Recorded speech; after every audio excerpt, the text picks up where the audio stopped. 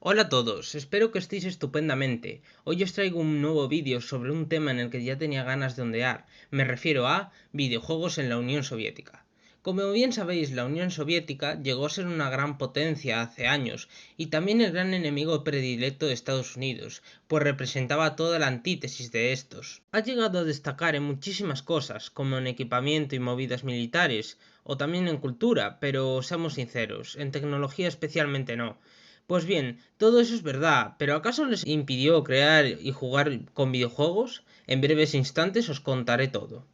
Hacia más o menos los años 70, en vista de que Occidente se estaba metiendo ya en el mundo de la computación y que empezaban ya también a tener sus propios juegos electrónicos, la URSS en eso no se iba a quedar atrás, así que algunas compañías decidieron crear sus propios videojuegos arcade. Cabe señalar que para aquel entonces los salones recreativos en la Unión Soviética ya existían. El primer videojuego que se creó fue Morskoy Boy en 1974. Su diseño era simple, pero a la vez un tanto atrayente. Se trataba de una caja con un horizonte marino dibujado, en el que en medio se hallaba un telescopio en el que el jugador tiene que mirar para tirar misiles y hundir barcos que te van apareciendo. Cabe señalar que tiene una tecnología muy simple. No sé siquiera si llamarle videojuego a esto, porque no tiene ni pantalla y carece de gráficos. Más bien es un simple juego mecánico de recreativas, pero lo incluyo por ser el primero que salió entre comillas. Hacia finales de los 70 y principios de los 80 también salieron bastantes arcades, de los que destaco Magistrad, un divertido y adictivo juego de coches que tenía como finalidad ir por una carretera sorteando obstáculos de una manera muy similar al título de Atari Grand Prix. También cabe señalar que este juego tenía la peculiaridad de que podían jugar hasta dos jugadores, lo que hacía aún más entretenido. Todos estos juegos carecían también de soundtrack y si lo tenían era muy básico. Otro juego un tanto curioso fue Gorodki, un arcade de un deporte muy famoso allá en Rusia, que es como los bolos pero con un palo. La máquina era también una especie de caja con una alargada palanca que se supone que hacía de ese palo.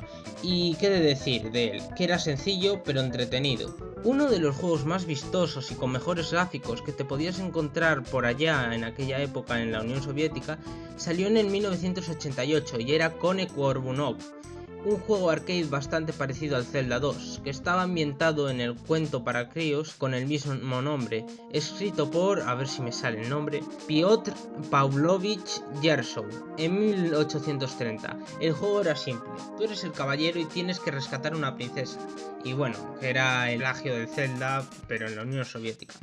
En fin, en este juego consiste en sortear distintos obstáculos, recoger diferentes ítems, hasta llegar a la última pantalla.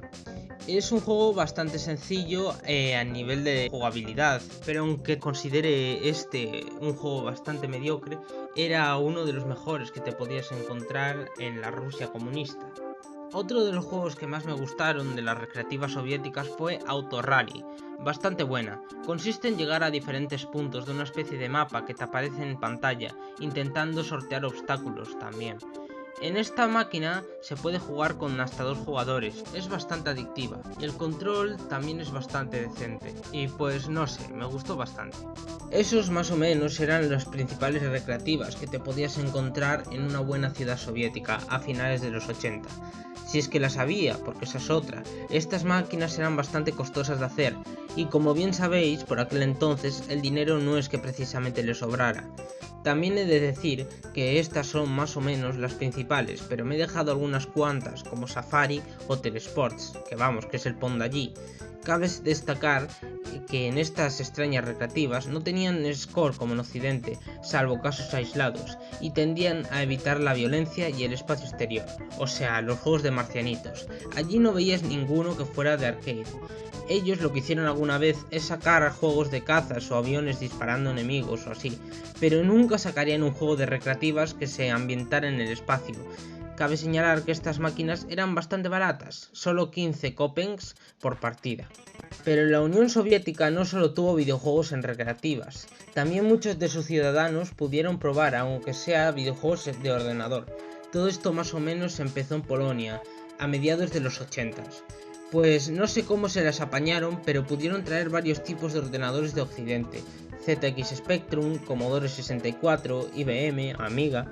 Entonces cierta compañía de electrónica de nombre Elbro decide lanzar sus propios clones de PC, en este caso de Spectrum.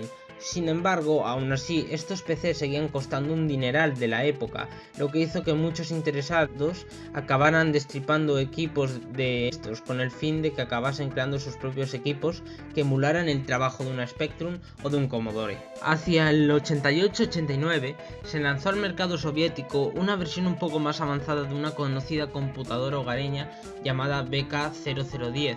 Esta versión, que se llamará BK0011, se convirtió en un verdadero éxito, y eso que los sueldos de uno o varios meses no llegaban para comprar una. Sin embargo, a ciertos trabajadores que desarrollaban estas PCs se les permitía llevarlas con ellos a casa. Incluso algunos llegaron a hacer clubes de informática con varios equipos de estos. Cabe destacar que también en aquel tiempo, dado a la llegada de ciertos juegos de Occidente, que son los ingenieros o gente muy metida en la informática llegaba a poseer, muchos programadores hicieron sus propias copias de esos juegos, que posteriormente grababan en cintas de casete.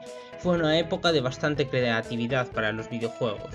Los juegos de aquella época, que había para computadoras, como bien dije, solían ser basados en otros juegos de Occidente. Sin embargo, hubo excepciones, pero los más famosos fueron Diversment, un juego creado en el 89, parecido al Space Invaders, justo 10 años después de este, que consistía en disparar a varias naves enemigas que te iban apareciendo en pantalla.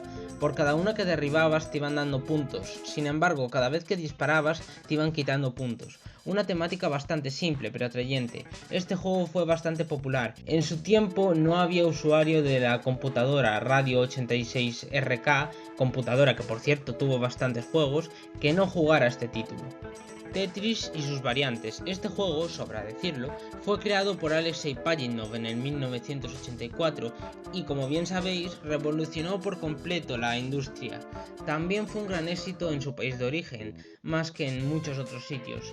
Tanto fue así que se hicieron infinidad de versiones más, con todo tipo de objetos en lugar de cubos, pero la idea seguía siendo la misma. Incluso hicieron su propia secuela, Vueltris, con cubos en 3D. También estaba Perestroika. Como su propio nombre indica, este juego trata de la reforma llevada a cabo por Mikhail Gorbachev en el 1985. Tu personaje es una rana que tiene que ir saltando nenúfares sin que estos se hundan hasta llegar al final de la pantalla. Fue un juego hecho en el 89, plagado de simbolismos. La rana representa a Gorbachev y las moscas, o lo que sean esos enemigos que te aparecen, son capitalistas o cualquier movida de esas, y tienes que elegir siempre el camino correcto para salvar al comunismo. Por parte de consolas de videojuegos, sí que llegaron a haber algunas, sin embargo las pocas que había eran traídas del extranjero, y los únicos que tenían la suerte de jugarlo eran los niños de familias muy adineradas.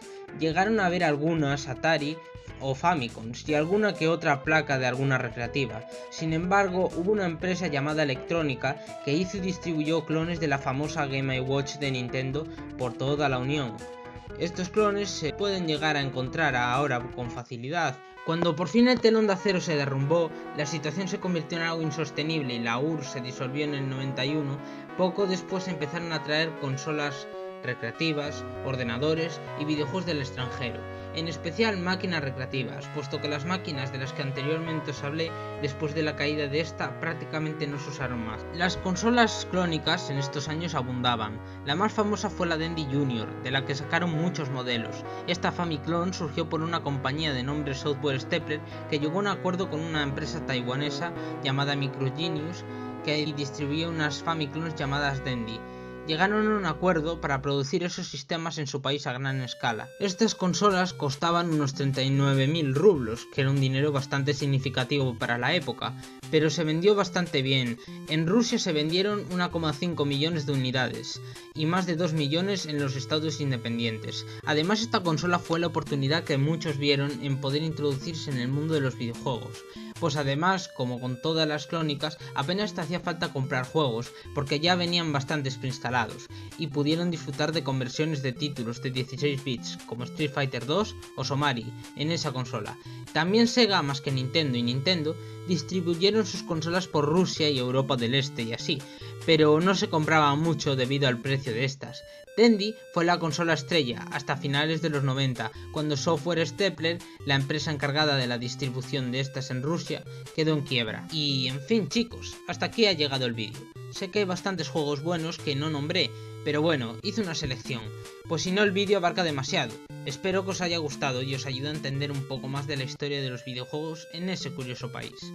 Si veo que os gusta, traeré también videojuegos en China o algo así. En fin, nada más. Os agradezco que os hayáis quedado hasta el final, dadle like si es que os ha gustado, suscribiros al canal si queréis estar al tanto de lo que suba. Y he disfrutado mucho haciendo este vídeo para vosotros. Un saludo para todos y chao.